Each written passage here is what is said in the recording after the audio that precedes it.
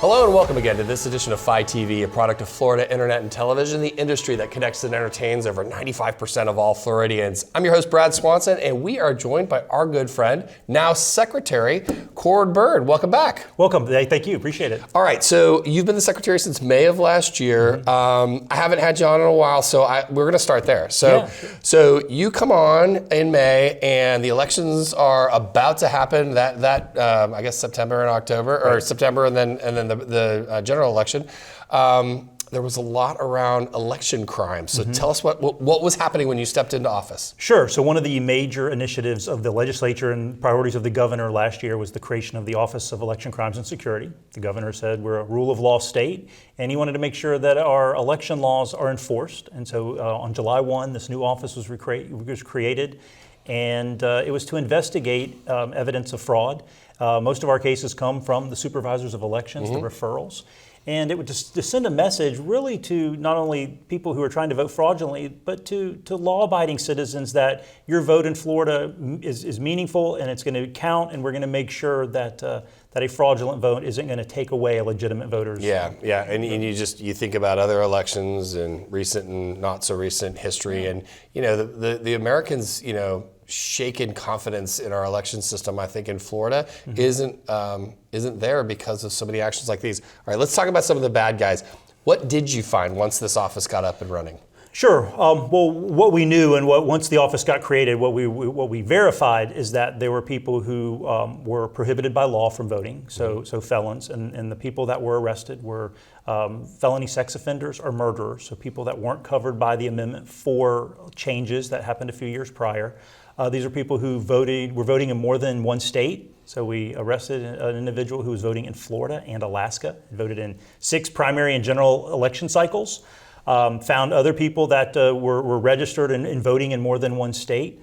And then on fraudulent voter registration drives, so people trying to fraudulently filling up the voter rolls with non-existent individuals. Wow, that's crazy. Well, and I think the fascinating thing, there's a gentleman in Florida named Eric Eggers, and he's worked with Schweitzer and those guys.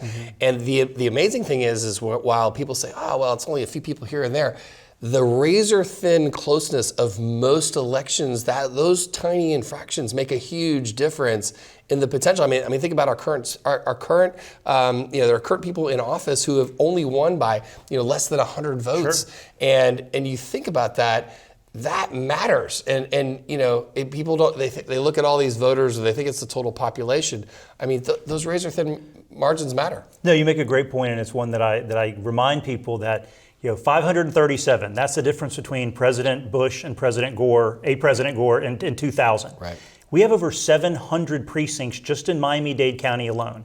If there's a single fraudulent vote in every precinct, that changes the course of the nation. Right. So every fraudulent vote matters, and we want to stop them. We won't always catch them all with 14.5 million registered voters, but we can strive to a more perfect system. Yeah, and I think it was fascinating how Florida, for time eternal, because of who we elected and also the elections kind of craziness that were happening down in South Florida, we killed it in this last election. We did absolutely flawlessly. I can remember the days, Cord, where election night parties would go on till 3 and 4 in the morning because you're waiting for those returns, and now everything's done by 9 p.m. and you're like, time to go home, and it's matter of fact in Florida these days. But thanks to work that's being done by your office and supervisors all across Florida. Well, appreciate that, and the governor's shown tremendous leadership, and the legislature as well. We don't rest on our laurels. I do believe we are the gold standard for the nation, and we're always looking to improve and trying to follow trends around the country and be on the forefront,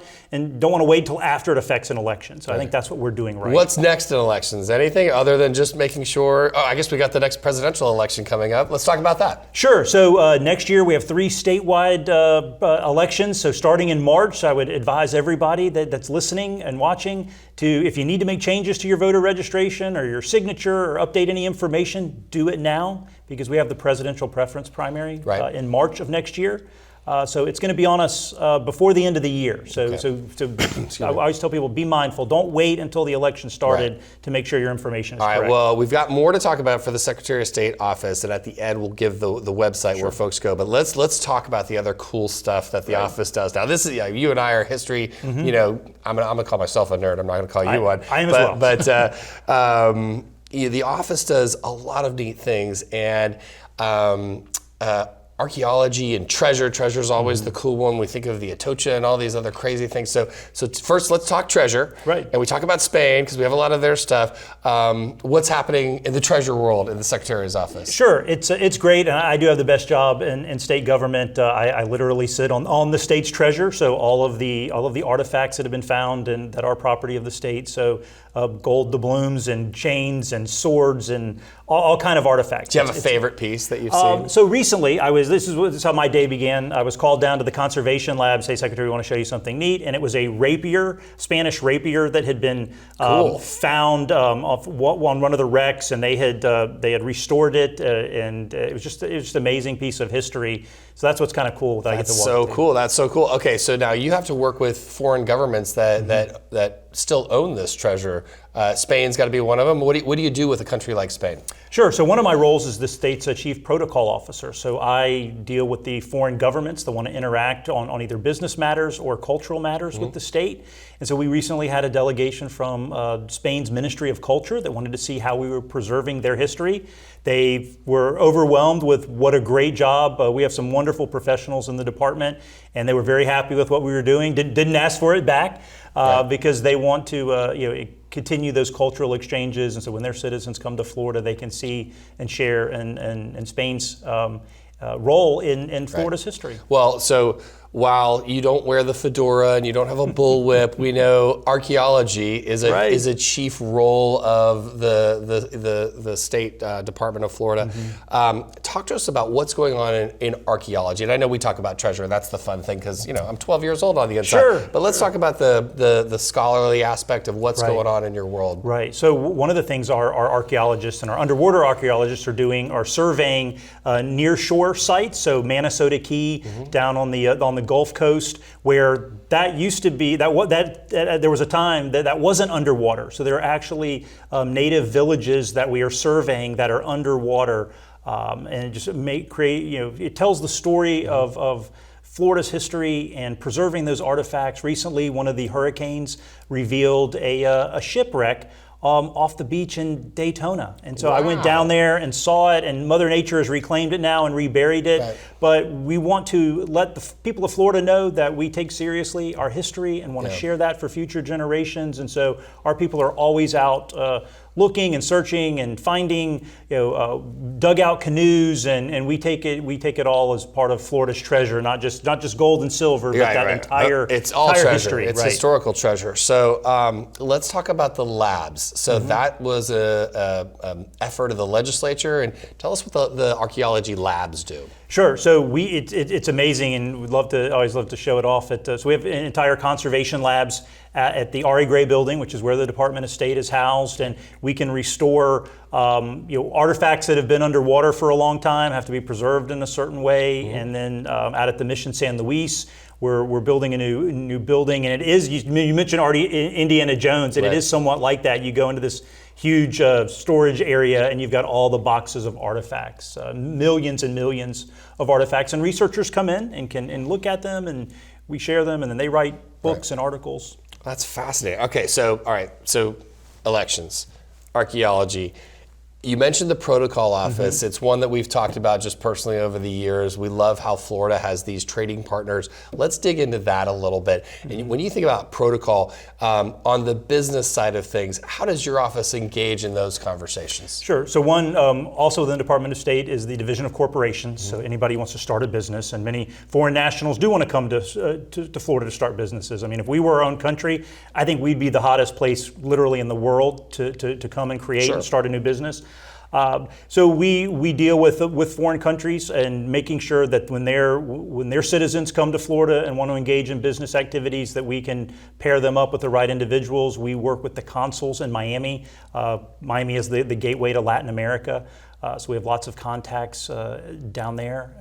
Taiwan was recently and visited with them here in Florida, and it's just an exciting time. People want to be here and do business. It's amazing when you think about the team that it takes to both court and work with foreign direct investments into Florida, where they're going to start their companies, and then also Florida origin exports through those companies. And I know your organization works with the international divisions over at Enterprise Florida and the International Trade Center down in Miami. So it really does take a total group. And being a Northeast Florida guy, I mean, how much did this kind of take you back?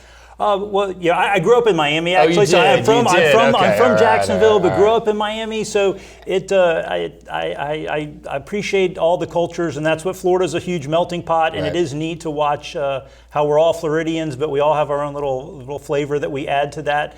And I've always been fascinated by the cultural exchanges and learning their customs and rituals, and Right. every country is a little bit different. Yeah, and the that's double fun. hand business You card know for exactly, Japan, right? exactly, Yeah, that's exactly. fascinating. All right. Well, listen, before we go, I promised we'd come back to how do Floridians make sure they're properly enrolled on the state's voting rolls and everything. Where do they go to get that information? Right, so they can go to dos.myflorida.com, Okay. and that is the website, and they can find all the information they need to make sure that they're properly registered, find out where their supervisor of elections office is, and they can certainly contact them as well.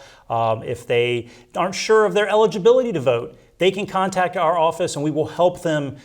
So that we don't want anybody to be a felon. We want to prevent crimes. We don't want to. We're not in the business of trying to arrest people. We'd rather help them on the front end. So we're more than happy to assist anyone who is unsure of I love it. Yeah. I love it. All right. So Secretary Byrd, in our final minutes, we know there's a lot of very important work that you do every day, but we are the Internet and Television Association. So when you're not doing this important work for Florida and Floridians, what do you like to stream? What are you watching these days? Oh goodness, what am I watching these days? So my daughter is 8, and so we watch a lot of YouTube videos. Yeah. So the Dude Perfect guys, we love watching those. Yeah, classics. Yeah, I love it. I'm pretty busy. I don't have a lot of time. I know you do. but, I know. I'll give you an out. Usually we'll yeah. pin somebody down, but Right. YouTube videos with your kids, Yes, always yeah. a solid. That's So, all. well, thank you so much for coming on. Appreciate Thank you. Appreciate it. Thank you. That's all the time we have for this episode of Phi TV. For more interviews like this one, make sure you hit us up on our social media feeds. And for now, thanks for tuning in.